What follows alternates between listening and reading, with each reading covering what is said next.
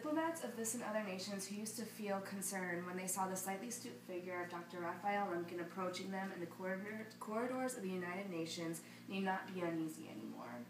They will not have to think up explanations for a failure to ratify the Genocide Convention for which Dr. Lemkin worked so patiently and so unselfishly for a decade and a half. Death in action was his final argument, a final word to our own State Department, which has feared that an agreement not to kill would impinge upon our sovereignty. This eulogy in a New York Times editorial paints a picture of a man who devoted his life to making genocide an international crime. And while he died 29 years before the UN Genocide Convention was ratified in the United States, Lemkin laid the foundation for this to happen, including coining the term genocide and getting the UN Convention established. We need to learn from Lemkin's unwillingness to give up on things that matter, even in the face of great adversity. In my speech, I will examine Lemkin's early years living in Europe, his work in coining genocide, and his exhaustive campaign to include it in international law. Lemkin was born in 1901 to Jewish parents in eastern Poland, and at a very young age, he grew fascinated with atrocity and mass killings, reading about Nero's slaughter of Christians when he was 12. As he grew older, Lemkin grew fascinated with language, and by the time he was 19, he had mastered Polish, German, Russian, French, Italian, Hebrew, and Yiddish. And at the age of 20, Lemkin's attention was brought back to mass killings when he began to study what we now know as the Armenian Genocide at the hands of the Turks, which he called barbarity and vandalism. After graduating from law school, Lemkin worked as a local prosecutor and used all of his spare time researching past genocides. And he was preparing a case to make sure it was banned internationally. His plans, however, were thrown into chaos when Hitler rose to power. Sensing that his fate in Poland was certain death, Lemkin fled to the United States, asking his family to come with him. Believing that Lemkin was overreacting, they did not, and of his 50 Polish relatives, only 3 survived. When Lemkin arrived in the United States, he immediately began to push the U.S. to intervene in what he was sure, as was later confirmed to be a genocide of horrendous proportions. When he was unable to stir anyone into action, Lemkin shifted his focus to developing a word that would not only be unique to the crime being committed, but would, according to Samantha Power, chill listeners and invite immediate condemnation.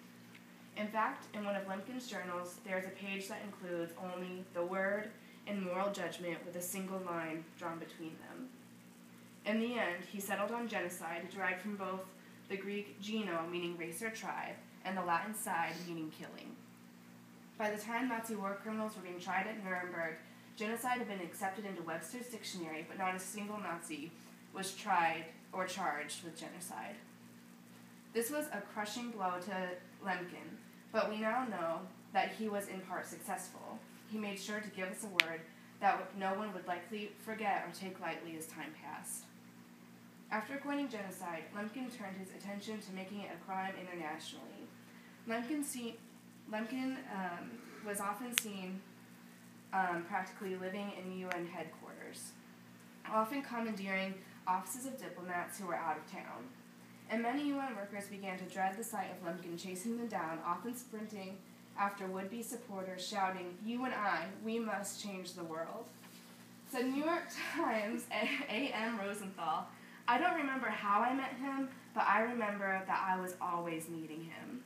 He would come up to me and say, 'Here's that pest, that Lemkin, and I have a genocide story for you.'"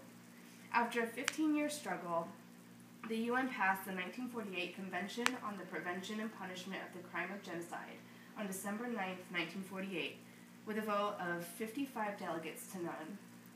This was the first time the UN had adopted a human rights treaty. 2 days later, Lemkin was hospitalized for 3 weeks with a fever, saying that he had genociditis, or exhaustion from work on the Genocide Convention. In spite of this exhaustion, Lemkin was jubilant, saying the pact was an epitaph on his mother's grave, a recognition that she and many millions did not die in vain. Lemkin's entire life pointed him towards genocide. From his childhood education, learning about genocide when he was very young, to his passion about coining the term for the crime that claimed his family, To his triumph of forever sealing a place for prosecuting genocide in international law, Lemkin's life was dedicated to contributing to a world where we can only hope genocide will no longer exist. We have many lessons to learn from Lemkin, that we cannot turn away from those who suffer while doing nothing to alleviate their suffering, that dogged perseverance is necessary to create lasting change, and that all people have a right to live and to preserve their own culture. Lemkin might not have lived to see the UN Convention on Genocide passed in the U.S. in 1987, but without him, there would be no convention to pass. Lemkin left a legacy of condemnation for genocide that will endure longer than any one man, and we must continue to honor that legacy by joining our voices against genocide wherever it exists. Thank you.